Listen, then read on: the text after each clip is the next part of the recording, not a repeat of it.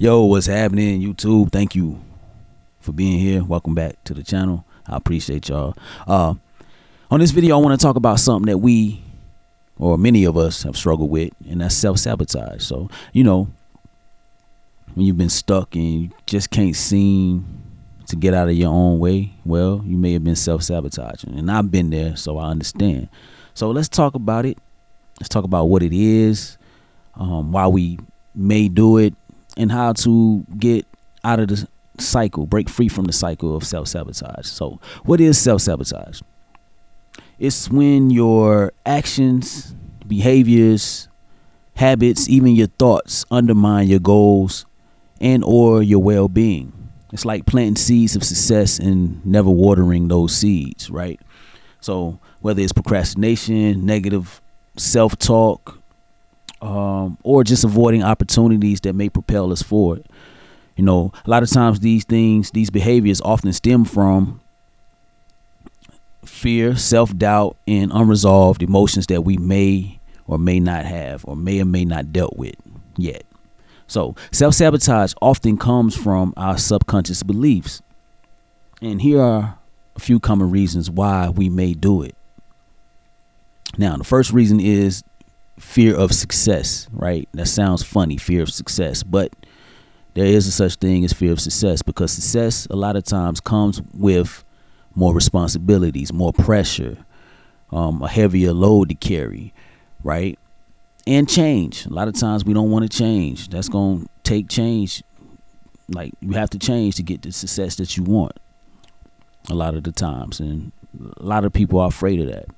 And on the opposite end of that, another common reason is the fear of failure, which sounds more relatable, I guess, as opposed to the fear of success. But the fear of failure, scared that you may fail, so you avoid trying. That's the fear of failure. Why try when you feel like you're going to fail in the first place? Another common reason is low self-worth. We feel undeserving of what we want. And that can stem from just knowing deep down that we haven't worked for it, so we don't deserve it. Or it could just feel undeserving for whatever reason, man. You might just have a low concept of yourself, low self-concept. And the last reason is being stuck in your comfort zone.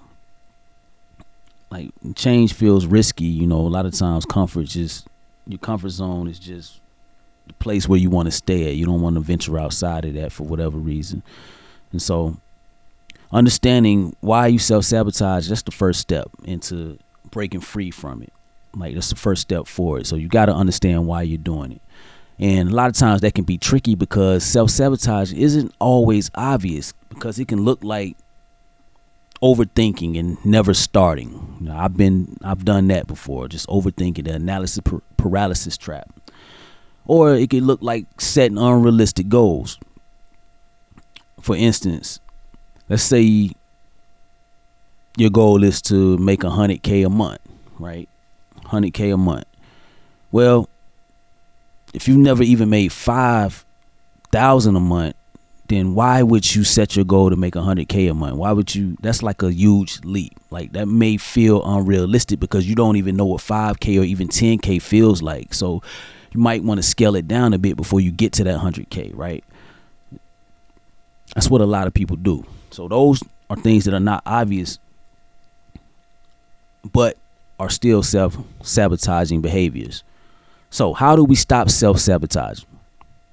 Well, let's talk about the solutions. Yeah.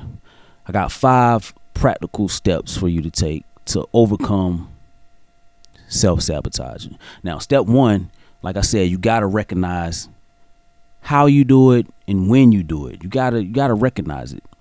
And then you might want to reflect on why you do it too. So keep a journal or just take mental notes anytime you find yourself being overly critical, or anytime you're avoiding doing something that you need to be doing that's going to progress you towards your goals. Step 2 is to challenge your negative beliefs. Ask yourself, what's the worst that could happen? Or if you scared, like, ask yourself, is the fear rational? You got to replace the negative thoughts with positive thoughts. Instead of saying you're not good enough, saying that you're learning and you're growing every day. Start saying things like that, saying that you do deserve this, you do deserve what you want, and that you are working for it. Step 3, break down your goals into smaller steps. We've talked about that before on this channel. You got to break your goals down, because if your goal is too big, it's going to feel overwhelming. It's going to look overwhelming, and that's going to lead to procrastination, which ultimately may lead to you not even attempting to try to accomplish the goal. So always break your goals down into steps, and those steps are going to help you build momentum. Those smaller steps will help you build momentum and accomplish your goal faster. 4, hold yourself accountable. You can get an accountability partner. Get somebody to tell your significant other what you're doing and have them check in on you from time to time, or your good friend check in on you from time to time. Or you can just set deadlines and make sure you're checking off those deadlines. Or if you're not, make sure you making sure you tracking your progress is what I'm trying to say. Make sure you track your progress. Set deadlines and track your progress always, whether it's daily, weekly, even monthly. Make sure however much you need to track your progress. Hold yourself accountable, because that's the only way that you're going to stay on top of your goals and what you need to do. And step 5, always celebrate small wins. Even though they may seem small, those small wins are going to add up over time. We've spoken about this before. Always celebrate the small wins, because those are milestones, even when they don't feel like it. Because like I said, they're going to add up to the completion and the culmination of you achieving what you set out to achieve. And so some other practical tools that you can use to help you along your way and to help you stop self-sabotaging is you can journal. Get a journaling app or just a journal notebook and start writing down your emotions and your thoughts. And journaling has helped me, man. I may make a video on this in the future, but journaling helps in ways that you might not even be aware of. So it's helped me in ways. So I can write down things in the moment, and when I look back at it, looking back at what your entries is the key. So when I look back at some of the entries that I made in the past, I started to see those patterns, and the patterns where I might have been self-sabotaging myself, or the patterns of my actions or lack of actions that I've taken. So you start to peel back layers and you start to reflect on how you can change for the better. So journaling has helped me, so I recommend that a lot. Another tool that you can use is a vision board. A lot of people like to use vision boards because once you complete it, you can put it up somewhere where you always are able to see it and walk by it daily. And they help because you get to see the end result of your goal. You get to see the destination often, daily. So a vision board can help you, and it reminds you of your why you started doing what you wanted to do. And another thing that you can do is set timers. Sit down, set timers, like small chunks of time, like 15 minutes. Set a timer for 15 minutes where you just go in and just with laser light focus on the task. And when that timer is up, you can take a break and then come back to it. Take you a little break and come back. Set another timer, 15, 30 minutes. I think it's called like the Pomodoro technique. I think I'm pronouncing it right. But that's where you set a small chunk of time. Instead of setting a large amount of time, you set a small amount of time and you just focus and you can get things done, because our attention spans, let's be honest, are kind of fried this day and age. So try the Pomodoro technique. Hope I'm pronouncing that right. I think I am. And I think it's based on, like, what do they call that? Like Parkinson's law, where they say the amount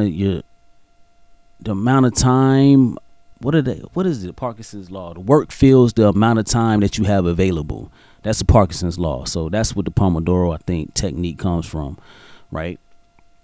So try that. Those are 3 tools that you can use, man. And just remember, man, don't let self-sabotaging rule your life. Take control of your life. You're in control of your life. It's going to take a lot of patience, a lot of practice, and some self-reflections on why you may be self-sabotaging. You may have unresolved issues that you need to deal with. Like, you need to go inside. You need to meditate. You need to, journal, therapy maybe. But a lot of the times it's just us being lazy, putting things off, procrastinating. And so just reflect on why you may be self-sabotaging yourself. So that's all I got for y'all on this video. As always, it's art versus arteria, and it's you versus you. So do what you have to do to make your life the best you can make it. And until next time, man, y'all take care. Love you. Bid you adieu. Peace.